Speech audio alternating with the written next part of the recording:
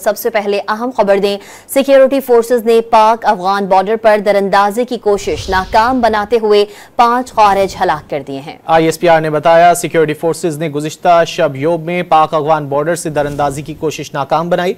Security forces पर हर किस्म की दरअंदाजी रोकने के लिए पुरअज़्म है। तवक्को है कि अफगान अबूरी हुकूमत अपनी जिम्मेदारियां पूरी करेगी और अफगान सरजमीन पाकिस्तान के खिलाफ इस्तेमाल नहीं होने दी जाएगी।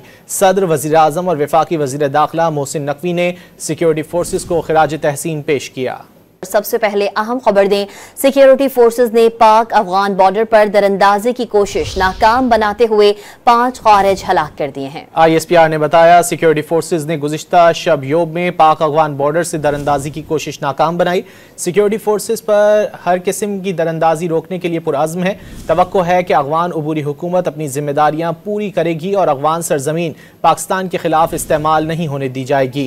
सदर, वज़ीर आज़म और वफाकी वज़ीर दाखिला मोहसिन नकवी ने सिक्योरिटी फोर्सेज को खिराज तहसीन पेश किया।